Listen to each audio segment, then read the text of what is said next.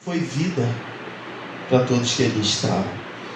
Então, que bom que você rompeu a dificuldade de, talvez, o receio de vir à igreja porque a chuva estava caindo. Nós ainda estamos sob impacto do que vivemos há uns dias atrás. Eu penso particularmente que quando a chuva cai, a primeira coisa é: Senhor, tem misericórdia. Essa é a primeira coisa que eu peço a Deus quando eu desejo que venha uma chuva muito forte. E que bom que você venceu estar aqui para glorificar o Senhor. E eu tenho certeza que de mim mesmo é só esforço, súplica, mas eu sei que Deus vai usar e vai edificar a sua vida aqui nessa noite. Amém? Então esse é o nosso culto de família e Deus tem algo para edificar a nossa casa aqui nessa noite. Eu tenho certeza disso, que Deus vai tocar os nossos corações, talvez vai abrir feridas, mas eu também tenho certeza que Ele vai trazer consolo. E família é um tema que tem sido muito caro, muito precioso e também muito frustrado na boca de muita gente por aí. Família virou sinônimo de guerra, de dor, de traição, de falta de perdão, mas nessa noite a gente vai ser impactado por Deus. Amém? Abre a sua Bíblia aí na carta de Paulo aos Efésios. Eu estou saindo hoje, meus irmãos, um pouquinho da zona de conforto. Eu vou... Efésios capítulo 1, versículo 7. Eu estou saindo da minha zona de conforto porque eu vou ministrar de uma forma que eu me organizei, que eu não costumo. Eu sou tão limitado que eu gosto de ficar num texto e falar daquele texto, sair pouco daquele texto. Mas nessa noite é necessário, diante daquilo que Deus me falou, a gente vai ler até mais de um texto inicialmente. Nós vamos ler Efésios 1, versículo 7, depois Atos 20, 24. Aquele que achou, por reverência à palavra, pode ficar de pé. É um costume e é uma tradição que vale a pena brigar para se manter.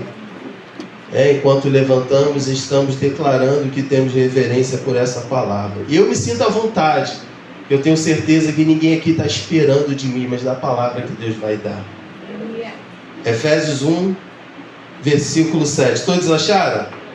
Carta de Paulo aos Efésios. E diz assim: nele temos a redenção por meio de seu sangue, o perdão dos pecados de acordo com as riquezas da graça de Deus. Agora pula lá para Atos.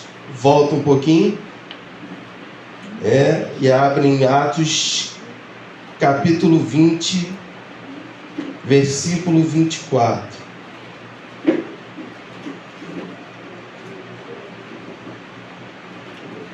Isso, Atos capítulo 20, versículo 24. Amém? Aleluia. Todavia, não me importo nem considero a minha vida de valor algum para mim mesmo, se tão somente puder terminar a corrida e completar o ministério que o Senhor Jesus me confiou, de testemunhar do Evangelho da graça de Deus. Atos 20, 24. Todavia não me importo, nem me considero a minha vida de valor algum para mim mesmo, se tão somente puder terminar a corrida e completar o ministério que o Senhor Jesus me confiou, de testemunhar do Evangelho da graça de Deus. Senhor, no nome do Teu Filho, Senhor, eu coloco a minha vida, eu coloco, Senhor, a minha humanidade, as minhas expectativas, as expectativas dos Teus filhos, porque eles saem das suas casas carregando sim uma expectativa, uma certeza de que o Senhor vai falar. E a minha oração nesse momento, Senhor, é que de maneira nenhuma, diante da Tua grandeza, diante da Tua bondade, haja algum tipo de impedimento. Senhor, nem no nível humano e muito menos no nível espiritual eu te peço. Senhor, a Tua graça é suficiente para colocar todas as coisas no seu devido lugar. Para colocar, Senhor, as forças contrárias, para colocar a minha humanidade no seu devido lugar. Tu és soberano. Ninguém pode contra a Tua grandeza. a tua palavra não vai voltar vazia nessa noite, porque o Senhor vai falar conosco, Pai, aqui nesse lugar. Eu creio nisso e assim eu oro a Ti, Jesus, em nome de Jesus. Amém? Amém. Podem se assentar, meu querido. Meus irmãos, diante desse culto de família, essa palavra vem queimando ao meu coração desde antes, quando foi decretado o batismo, o anterior do irmão Wendel, que Deus vem falando sobre esse tema, e em cima desses dois textos, nós lemos Efésios capítulo 1, versículo 7, que vai falar de redenção. Eu vou explicar com calma o que significa isso. O que a redenção tem a ver com a minha e com a tua família? Porque o que é a redenção, em que maneira a redenção alcança a vida dos nossos filhos, desde os menores, como Esther, como Radassa, como Mirela. O que é a redenção de fato, como ela se aplica na minha e na sua vida? Então Efésios 1 fala que nele nós temos redenção.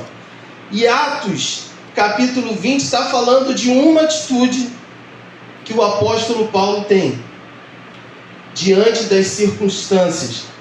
E eu ainda acrescentaria Filipenses 3, capítulo 3, versículo 13 e 14. Ele vai falar assim, uma coisa eu faço, esquecendo-me das coisas que para trás ficam, eu prossigo para as que estão diante de mim. O tema da palavra hoje, nessa noite, é redenção e autoesquecimento. Existem duas coisas poderosas nesse tema que nós precisamos viver como família, como servos, como empregados, como marido, eu como filho e você como servo do Senhor nessa noite. Redenção e autoesquecimento. Nós vamos aprender junto que o benefício da redenção efetuada em Jesus nos alcança de tal forma que transforma todas as nossas histórias, mas existe um porém sobre as nossas vidas, que é quando a gente não entende que o fato de nos esquecermos, existe um benefício. Sabe, aqui todo mundo de repente vai ligar esquecimento ao Alzheimer, esquecimento à idade que se avança, mas eu quero te falar nessa noite que existe um enorme benefício no autoesquecimento, quando eu e você nos esquecemos de nós mesmos. Como existe também, a gente foge disso, uma palavrinha que é muito doída para alguns aqui, solidão. Mas assim que a solidão ela é uma coisa nebulosa, que machuca e fere a nossa alma, solidão também é uma bênção para as nossas vidas.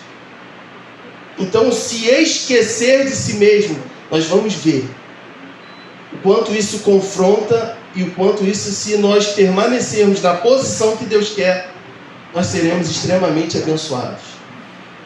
Eu não sei se quantos aqui gostam de mitologia grega. Quantos aqui conhecem o mito de Narciso? Quem já ouviu falar do termo narcisista? Se eu falar assim, o Walter é narcisista, o que você vai entender com isso? Uma suposição. Esse termo vem de uma mitologia. E quantos aqui conhecem? O pastor levantou a mão. Rafael. Narciso, ele é filho de uma humana com um deus. E essa humana se chama Nêmesis. E após o nascimento dele, ela vai procurar um vidente. E esse vidente vai falar para ela quer saber sobre a prosperidade do seu filho. Ela quer saber se Narciso vai viver bem na terra. E dentro da mitologia, o vidente vai falar assim, olha, Narciso vai viver muito bem, se ele não enxergar a si próprio. Na vida de Narciso vai depender do quanto, de maneira alguma, ele vai se enxergar ao longo da vida. Ele não vai poder olhar espelhos, ele não vai poder contemplar a sua própria face. E Narciso vive assim, fugindo, nunca vendo a sua aparência, até dentro de uma floresta se deparar com um rio virgem, nunca explorado, e quando ele se debruça sobre o rio, Narciso vai enxergar a sua própria imagem. E uma vez que Narciso contempla a sua imagem, o quanto ele era belo, o quanto ele era perfeito, nunca mais ele se apartou daquele rio. e naquele rio onde ele ia, dia após dia, para ver somente a si próprio, ele definha e morre. Só que quando Narciso morre, o rio desaba. E as flores vão falar ao rio: por que você está tão triste? Tem muito mais coisas à sua volta, rio. Tem as pedras, tem as flores que ficam bonitas quando você encharca a terra. E o rio vai falar assim: pois é, toda essa minha tristeza é porque quando Narciso debruçava para contemplar a sua imagem em mim, eu também me via nos olhos de Narciso. Então, a moral da história é que Narciso só se olhava a si mesmo, e o rio também só se via a si mesmo. A única coisa que Narciso e o rio olhavam era para si próprios. E nessa noite nós vamos aprender uma relação entre ser comprado por Ele e se auto-esquecer da nossa própria vida. Se desprender de mim a tal ponto que essa redenção seja eficaz no meio da nossa casa. E tem um porém, meus irmãos. Quanto menos não demoramos a nos abandonar, mais feridas a gente vai lançando sobre a nossa família. Mais carga a gente vai trazendo para o ministério. Só pelo simples fato de não se esquecer. De se tornarmos narcisistas. E na verdade, todos nós temos um pouco de Narciso dentro de nós. Não dá para eu estar aqui e falar assim que eu não tenho. Nós temos sim. A palavra de manhã mexeu e doeu muito em meu coração todo, como o nosso pastor pregou aqui em Tiago. Todos nós sucumbimos ao pecado da língua. Da mesma maneira que todo mundo fala um pouquinho demais, todo mundo aqui nessa noite também se volta muito para si próprio. Então, meus irmãos, eu quero esclarecer com vocês, dada essa introdução, que redenção, à luz das Escrituras, é conhecida como alforria ou emancipação. Esse termo alforria tem muito a ver com a história. O que é alforria ou emancipação? É o pagamento de um preço ao dono de escravo para dar a esse escravo liberdade. Então, o que é redenção? Alguém que tinha recursos, queria comprar uma outra pessoa, então em redenção ele pagava por aquela pessoa e aquela pessoa era propriedade dele. Se eu quisesse pagar pelo Walter, eu pagaria o preço pedido e o Walter seria o meu escravo e faria aquilo que eu quisesse. Com todo respeito. Então a redenção é justamente isso. É o preço que se paga por um escravo. E quando esse escravo tinha o seu preço pago, acontecia a alforria, automaticamente passava a ser posse daquele dono. E nessa noite nós vamos aprender que existe um, e existe no céu, que nos comprou. E a minha dor é que talvez nós estejamos desfazendo dessa redenção, quando a gente só se volta para dentro. E é algo que Deus vai tratar conosco. Então, redenção a gente viu que é um preço, é um pagamento ao dono de um escravo. E o que seria autoesquecimento? Porque o tema é redenção e autoesquecimento. O que seria isso? Esquecer? Se eu te perguntasse, você vai falar assim: Léo, é deixar, diácono Léo. É abrir mão. É não pensar mais. Mas autoesquecimento é sair da esfera do ego. Guarda isso. Autoesquecimento vai muito além, não estamos falando de Alzheimer, da doença que vem agir sobre o sistema nervoso, sobre os neurônios. Não é isso. Autoesquecimento é sair da esfera do ego, onde tudo que há de importante se descobre em nós mesmos. Vou explicar mais ainda. Autoesquecimento é olhar menos para dentro e se voltar mais para fora. Dá para entender que redenção, se o nós, já parou para pensar, se Cristo fosse narcisista, como é que estaríamos hoje? Para pensar por um minuto. Se Ele é um Deus que só se enxerga, qual seria o destino da minha e da sua casa hoje? Já parou para pensar que a gente não contempla o mundo espiritual? Já parou para pensar se Ele não é um Deus protetor, como a galinha que cerca os seus pintinhos? Se tivéssemos a visão aguçada a tal ponto de enxergar tudo? Já parou para pensar como é que seria a nossa vida diante do ataque espiritual? Se Ele fosse narcisista? Se a única coisa que Cristo se preocupasse fosse somente com a sua glória, o que seria de mim e de você? E o doído dessa passagem é que talvez a nossa casa esteja em frangalhos, derrotada, em farrapos, porque a gente faz tudo pensando em nós e nunca transbordando para fora. Então a gente vai entender que é preciso sair do nosso ego. O pastor falou ali algo precioso. É preciso irmos além do nosso preciosismo. Ou seja, de nos estabelecermos como a pessoa mais importante da IVEC. Se você faz isso como esposa, se você, marido, faz isso dentro do casamento, guerra. Se tem uma relação onde uma parte é sempre mais ferida, necessitando a todo momento de carinho, atenção, de que se volte para ela, tem um problema terrível instalado dentro do casamento. Porque casamento não foi feito para que se voltasse, para que eu me voltasse para mim. Se o modelo é Cristo, o casamento é um transbordar para fora. É um transbordar que alcança minha esposa. E é um transbordar dela que me alcança. Isso é casamento. Isso é família. Mas se eu só retenho, aonde vai entrar o autoesquecimento? Então Deus tem muito a falar conosco aqui. Eu quero definir com você o que seria o ego. Porque esse autoesquecimento é esquecer o ego. O que é o ego? Ego é uma imagem construída sobre nós, partindo do princípio da ótica de outra pessoa. O que é o meu ego? Por que eu posso me tornar uma pessoa preciosista, que vive preciosismo todo dia? Ou seja, se a música não está boa, eu não gosto disso. Se o ar está no 23, não, eu gosto do ar no 18.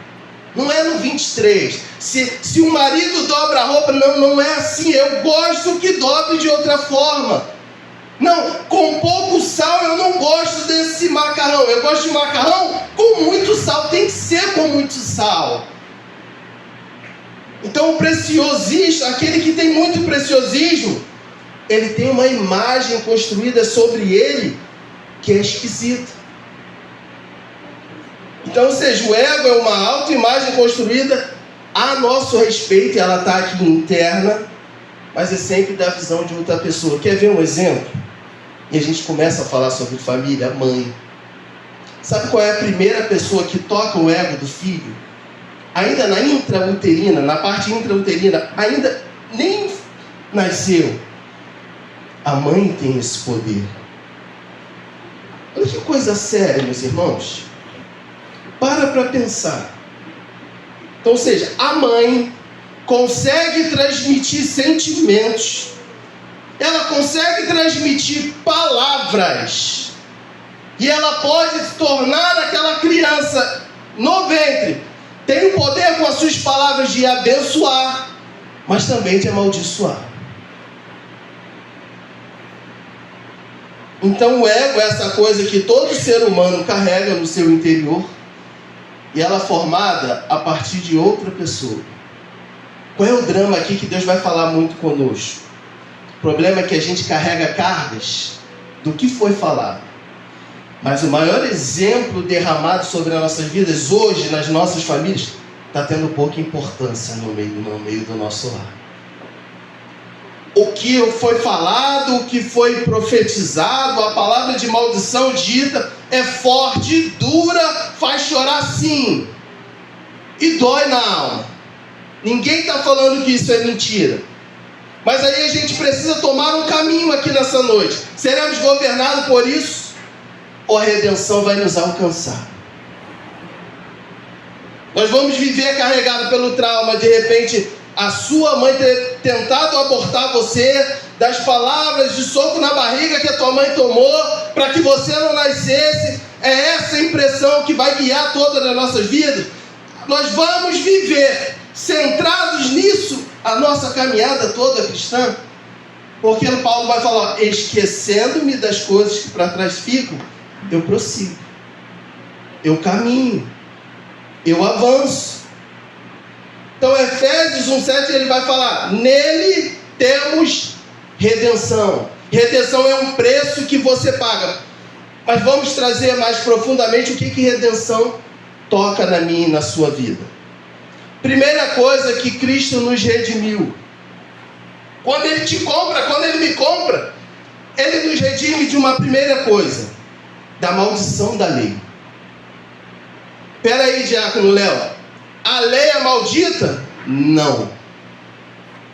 Mas quando o pecado entra em cena, na queda lá em Adão e Eva, a lei, sabe aquela coisa, aquela bactéria que quando ela pega uma ferida, ela traz logo o pus? Foi isso que a lei fez. O homem caído, diante da lei, a única coisa que tinha para ele era a condenação. Porque em Adão o homem cai e não tem paz para ele. O homem caído sozinho nunca conseguiria agradar em Deus, nem mesmo com as suas obras, nem mesmo com as suas atitudes. Porque a Bíblia vai falar, se você cair em um ponto, você cai diante de toda a lei. Porque nós podemos nos tornar muito limpinhos. Poxa, mas eu pago meus impostos, eu nunca fui preso, eu dou esmola, e a gente cria na consciência que estamos em paz. Talvez merecemos até a salvação, porque nunca tivemos o nosso nome sujo, eu nunca fui fichado na polícia, nós nos achamos muito limpinhos. Só que não é isso que a lei fez conosco. Caídos, a lei fala assim, culpado, pecador, transgressor. Então existia uma maldição sobre mim e sobre a tua vida, pendente. Até Cristo te redimir do seu pecado. Então quando Ele te compra, Ele cancela a maldição da lei. A lei já não pode mais te ferir.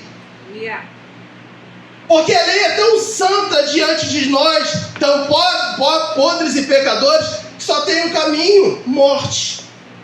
Só existiria um caminho, morte eterna para a gente.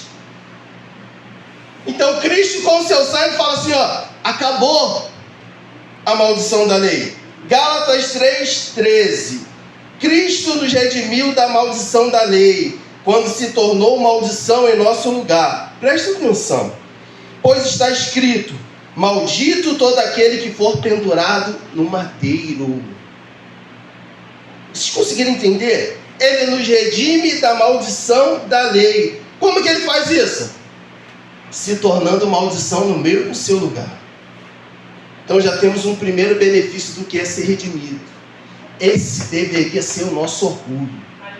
Não é o dinheiro que está faltando na minha conta da Nubank. Isso tem governado as nossas vidas.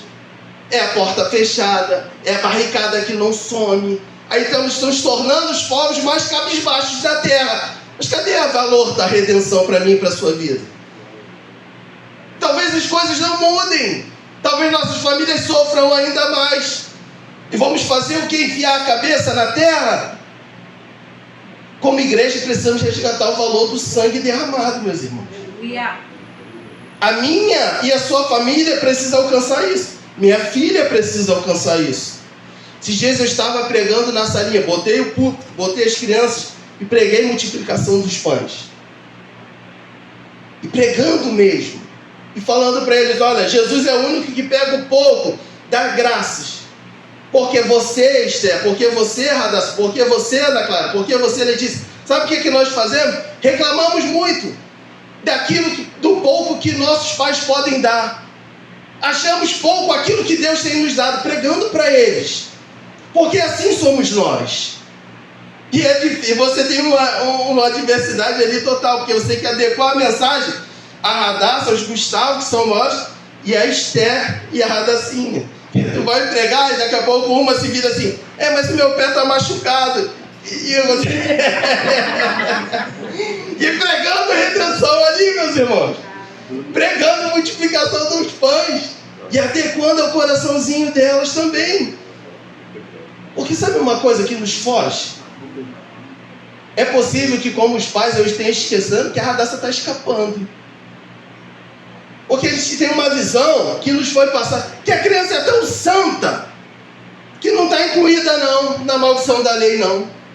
A gente acha que as crianças não estão incluídas não. Quem disse que não? Vocês acham que eles não vão precisar de arrependimento não? Que os nossos filhos não estão precisando de arrependimento não? Então até isso tem que se tornar vivo para os nossos filhos. Quando eles acordam murmurando dentro de casa, quando acordam batendo o pé e falam, opa, isso é pecado, você sabia? Sabia que esse sentimento de revolta que você acorda pela manhã, isso é pecado? Nós já não estamos trazendo o valor da redenção para dentro de casa. Trazemos qualquer enchemos eles de telas. Streaming para todo gosto, Netflix, Apple, Disney, a gente enche de tudo. Mas é redenção.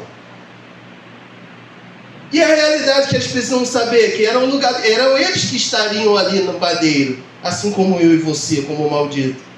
Mas o outro maldito se colocou ali, que nem era maldito, se fez em nosso lugar. Então ele nos livra da maldição e ele nos livra da escravidão da lei e do poder do pecado. A lei não só nos tornou maldito, mas ela teve um poder por causa da nossa carnalidade de nos fazer escravo. E o pecado, aproveitando, ganhou um poder absurdo com a queda do homem. Sabe o que eu sinto no íntimo da nossa alma? Que nós estamos abandonando muito do nosso coração o poder do pecado no meio da nossa casa, no meio das nossas vidas. Eu vi um relato de uma mulher que já trabalhou, voltou lá para a empresa, de que ficou 6 anos separada de corpos. E no meio desse período, ela em cima, o marido embaixo, o marido teve câncer, depois o enfisema tomou, e por fim Deus foi quebrando, tratando, e a única coisa que aquele homem falava é, o que eu fiz da minha vida? E ela, mesmo sendo traída várias vezes, não arredou o pé e cuidou daquele homem até o fim. O que eu quero dizer com isso? Sabe o que eu sinto no íntimo? É que o pecado é nojento de terrível. Nós vivemos tão centrado para ele, que esse homem viveu tão centrado para ele, ele se voltou tanto para os prazeres da sua própria carne, que arrebentou com a família, arrebentou com a própria saúde, arrebentou com o coração da mulher. E sabe o que é isso? Uma palavrinha chamada pecado.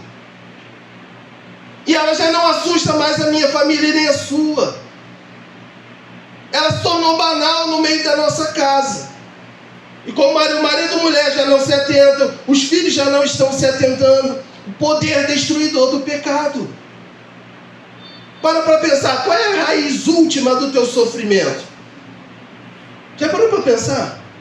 Se você parar de olhar só para si, olhar mais para fora, olhar para ver quem está sofrendo do teu lado, já parou para pensar? Qual é a raiz desse sofrimento todo? Será que não está no pecado não? No nosso, no meu e no seu? Será que não? Será que o sofrimento e as marcas que eu tenho é porque eu sou pobre, vou me tornar vítima da sociedade? Ou foram as minhas escolhas e o meu próprio pecado que me tornou e me colocou na situação que eu estou? Essa reflexão a gente já não faz mais. É melhor colocar a culpa na mulher. A mulher que está relaxada, o marido colocar a mulher colocar a culpa no marido. Não, é meu filho que não me larga. É mais fácil a gente terceirizar, meus irmãos. Bota a culpa no outro. Não, é o outro. Do que a gente olhar para dentro. Fala assim, não, a culpa é minha. Meu filho está desse jeito, a minha casa está destruída, a culpa é minha. Então, a redenção livra da escravidão da lei e do pecado. Gálatas 4:5. A fim de redimir o que estavam sob a lei, para que recebêssemos a adoção. Sabe o que está arrancando e destruindo o nosso coração? É o boleto que não está pago. É a situação externa. Isso tem tirado a nossa paz. E a gente não para um segundo para refletir que fomos adotados como filhos. Isso deveria ter um peso. Sabe por que muitos dos nossos filhos estão arrebentados? Porque somos autocentrados, só olhamos para nós mesmos. Passamos anos olhando e conquistando e sonhando com os nossos projetos. E os filhos ficaram para trás, quebrados. O nosso autoesquecimento não aconteceu, nem muitos de nossas vidas. Se esquecer, nunca foi uma opção. Se esquecer. Esquecer do outro era a opção, mas esquecer a si mesmo, sangrar. Eu tive uma conversa com o pastor pelo Zap, que ficou recuando, meu pastor. Nem vou falar detalhes, mas assim, é uma visão tão madura do que é ser um homem na postura de marido. Um homem que entende que assim, olha, enquanto as pencas estiverem bem, eu sangro o quanto quiser. Importante é que os meus estejam bem. Está escasso um homem assim. Está escassa a mulher assim. Se esquece, se abandona por um momento para trazer a bênção para os que estão à sua volta. Isso é família. Família não é esse povo sentimental que está sendo criado segundo a mídia, não. Homens sentimentais ao extremo, não estou falando que você não pode chorar, não. Ele é sentimental a tal ponto que ele abandona a mulher diante do assalto e a mulher fica sozinha. A crise chegou, quebrou, fez besteira, a finança deu ruim, ele senta e chora somente. Essa é a resposta de muitos homens, só chora. E não faz mais nada. Isso não é redenção. Cadê a nossa redenção? Meus irmãos, eu quero falar para vocês que existe uma liberdade em se esquecer. A liberdade de esquecer de si mesmo. Esquecimento. Eu queria que você saísse dessa noite aqui, brigando para viver isso. Eu vou me esquecer um pouquinho. Eu vou esquecer dessa carne gritando em mim. Eu vou abafar isso. Eu não sei como, eu vou pedir ajuda ao diácono, eu vou pedir ajuda aos líderes, eu vou pedir ao pastor, mas essa carne não vai destruir a minha história. Porque não sou o mais querido da terra, não. Eu não sou o único na terra que sofro, não. Tem milhões sofrendo junto comigo lá atrás. Então existe um benefício enorme em se esquecer de si próprio. Não, mas eu já perdoei a primeira, ele fez de novo. Não, perdoei a segunda. Dá para entender como nós somos preciosistas? Então sempre, E quantas vezes a gente falhou com ele? E ele não veio com justiça? Acho que olhar para o próximo? Não, perdão está difícil. A gente cria um conceito que ele já nem mais existe. É ou não é? É ou não é? Virou uma fábula, perdão, nos nossos dias. Eu quero te lembrar, não creia nisso não. Perdão alivia a alma, ainda hoje. É difícil, mas alivia. Sabe, eu falei no discipulado, meus irmãos. João capítulo 6, ele está multiplicando o pão. Os evangelhos vão falar que viu uma multidão como ovelhas sem pastor. Os discípulos falam assim, manda embora, Senhor. Falei isso no discipulado. Talvez alguns poderiam falar assim, Senhor, chuta. Joga, faz rolar, o mais gordinho desce, manda descer rolando. Essa era a vontade dos discípulos. A Jesus olha de cima e fala assim, olha, quando vocês estão mandando embora, eu estou vendo uma multidão sem pastor, ovelhas sem pastor. E os evangelhos vão falar assim, eu tenho compaixão delas. Sabe qual é o contexto? João Batista, meu irmão, primo de Jesus, tinha sido morto. O profeta na terra, que maior do que ele não existe, nascido de mulher, morreu. E ele não pode nem cuidar do luto do seu primo, porque um monte de interesseiro que só queria pão estava atrás dele. Se fosse eu e você, dava bico, botava para correr. Mas Jesus falou assim, não, vem, senta. Ele pega o pouco que tinha e dá graça. Nem para descansar e cuidar do luto Cristo pôde, porque a missão dele era sair de si. Nunca fez um milagre para ele. Já parou para pensar que toda oferta será que foi para ele de redenção? Não foi não. Todo milagre milagre, todo o ato extraordinário de Cristo sempre foi para fora. Pega esse princípio, leva para o teu casamento, leva para o relacionamento com o teu filho, leva para o teu trabalho. Princípio de sair de si mesmo. Não, mas me magoou, sai de si mesmo. Não, ela vai ver, não, sai de si mesmo. Não, essa mulher está merecendo 2 galhos na cabeça. Sai de si mesmo.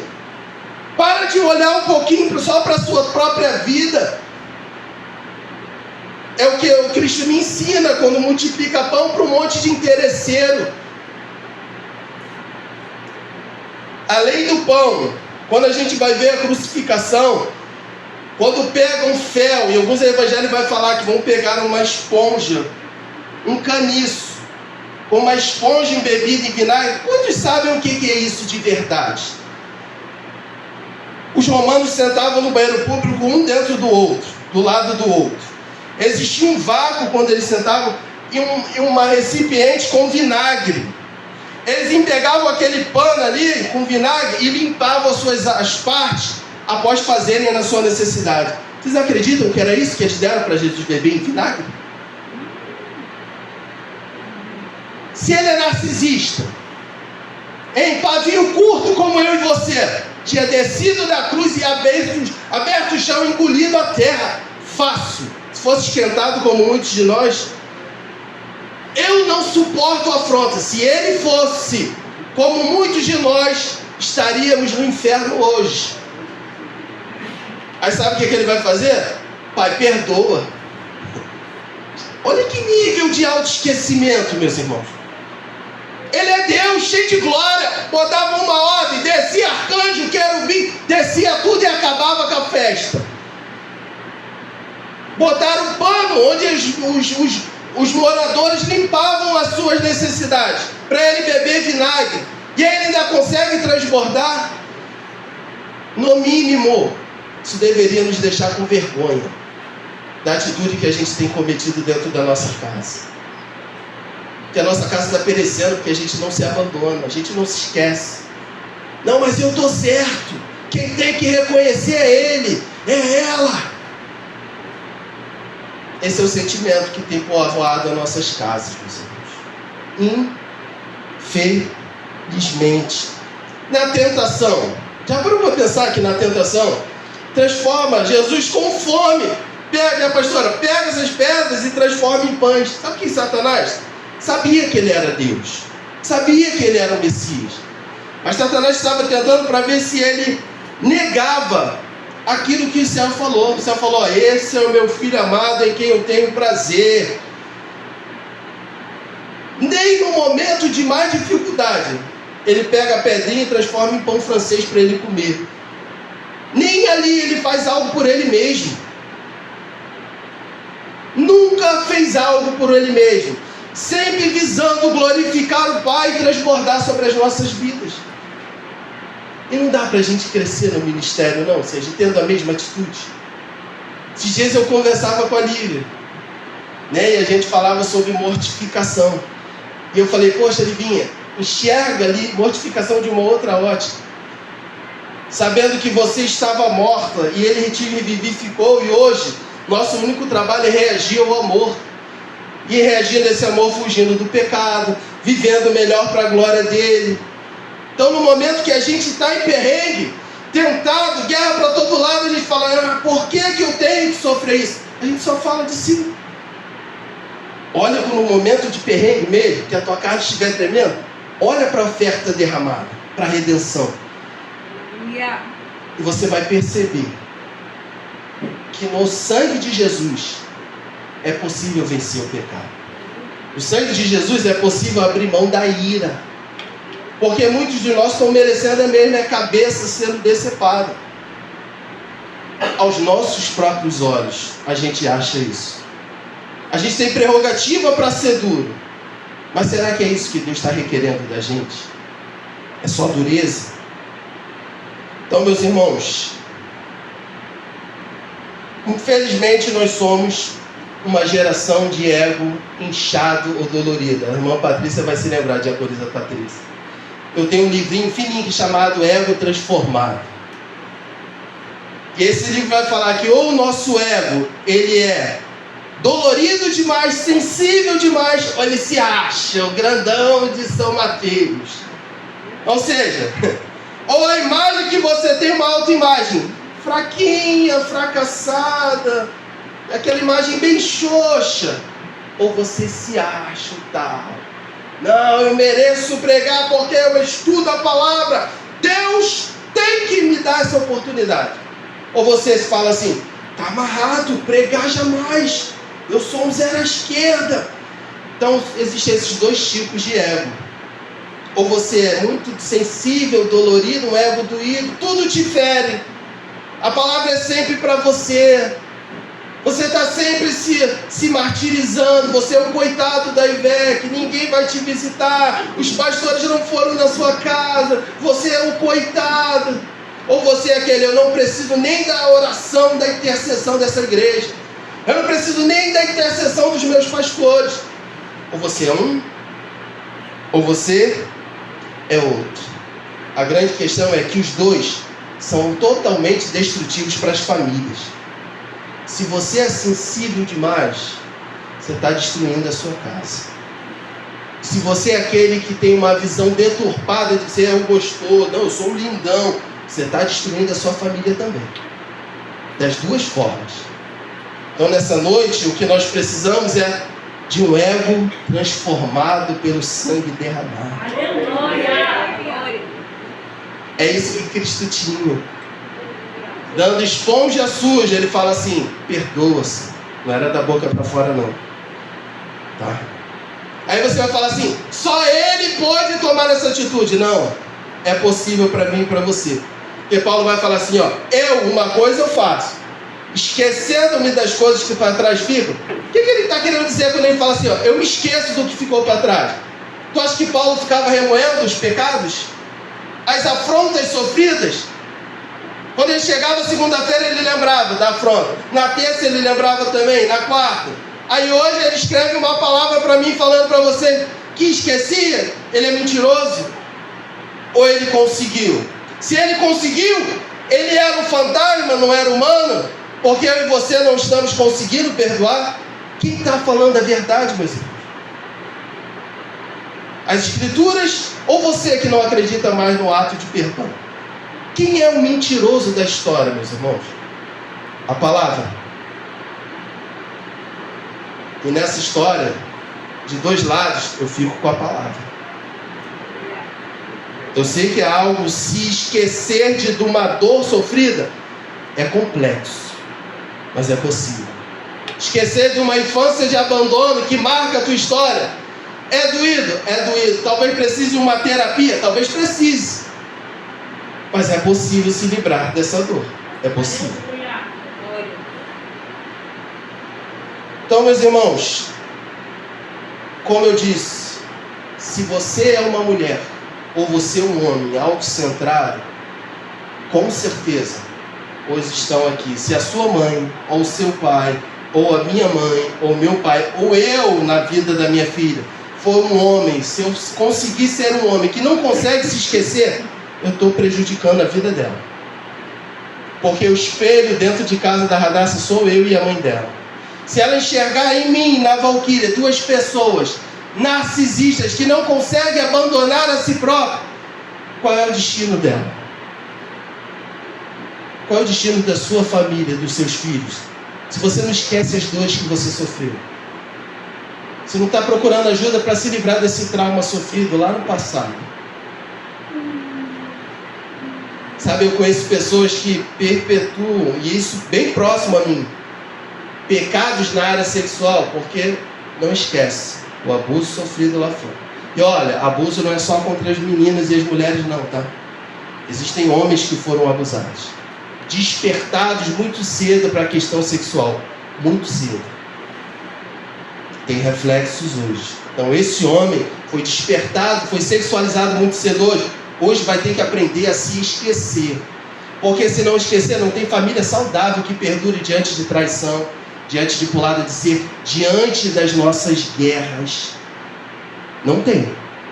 Não tem casamento saudável, não tem família saudável se a gente não se esquece.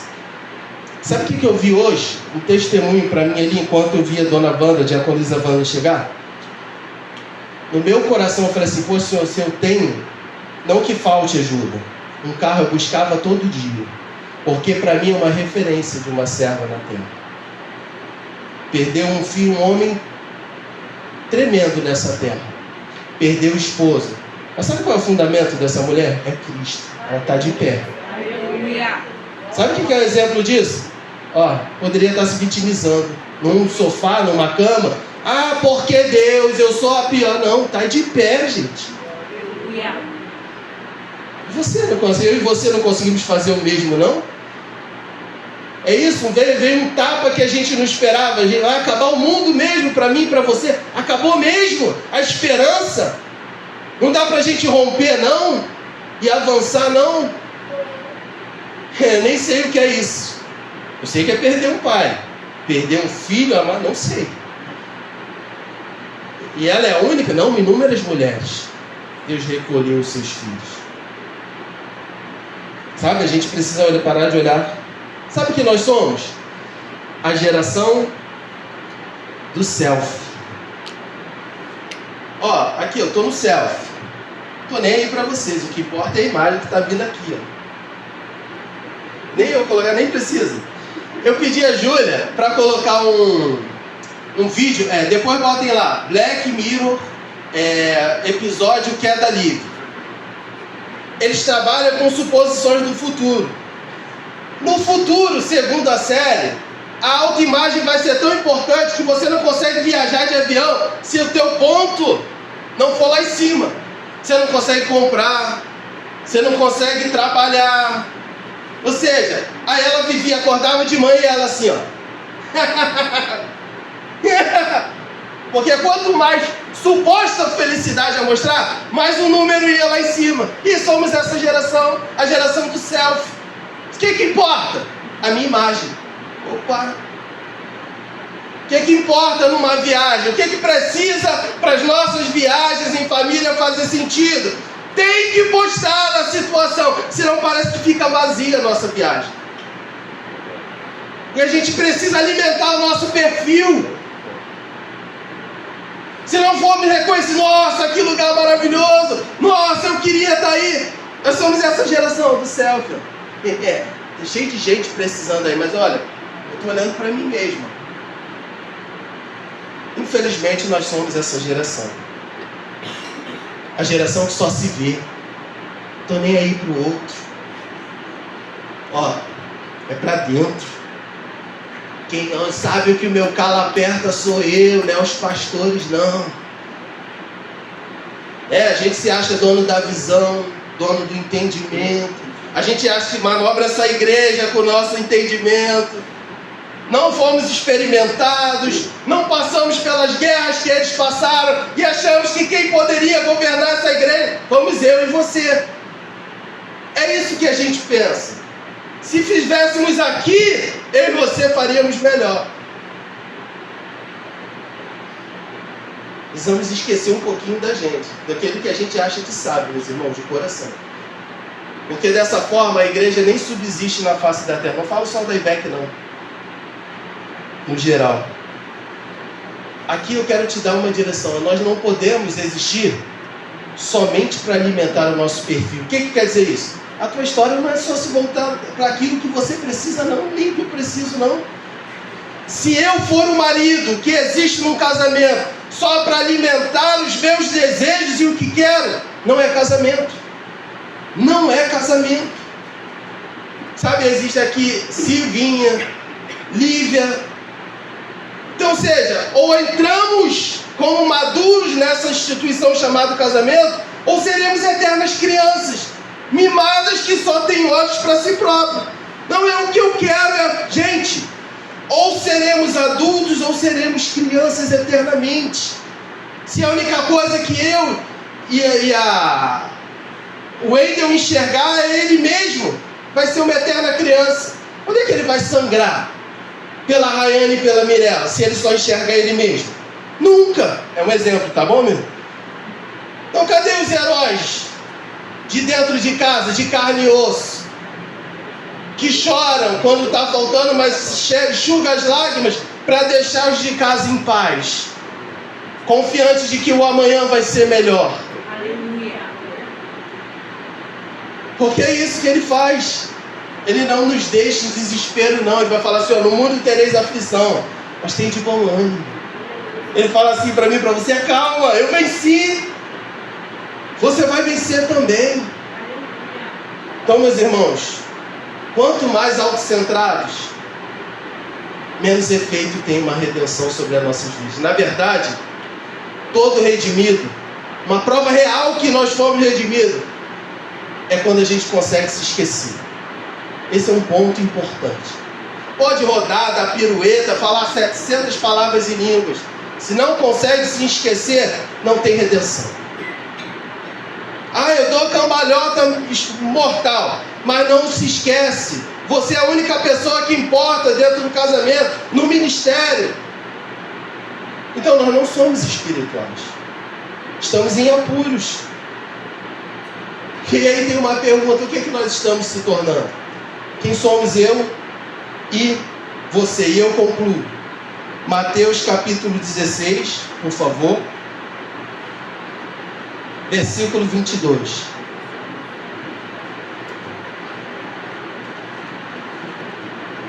Evangelho de Mateus, capítulo 16.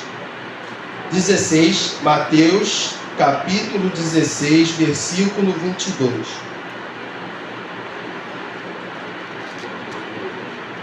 Evangelho de Mateus, capítulo 16, versículo 22. Então, Pedro, chamando-o à parte, começou a repreendê-lo, dizendo, nunca, Senhor, isso nunca te acontecerá. 23. Jesus virou-se e disse a Pedro, para trás de mim, Satanás, você é uma pedra de tropeço para mim, e não pensa nas coisas de Deus, mas nas coisas dos homens. 24. Então Jesus disse a seus discípulos, se alguém quiser me acompanhar, ou vir após mim, negue-se a si mesmo, tome a sua cruz e siga-me. Esse é o maior exemplo de autoesquecimento. Jesus dá-lhe uma lapada em Pedro, arreda Satanás. Sabe o que Pedro queria? Senhor, cuidado, olha mais para a sua vida. Ele vai chamar isso de doutrina de demônios. Porque a doutrina de demônios é colocar o homem num papel onde ele é o centro de todas as coisas. Isso não é verdade. Eu proponho para as nossas famílias e para nesse momento é que a gente se arrependa.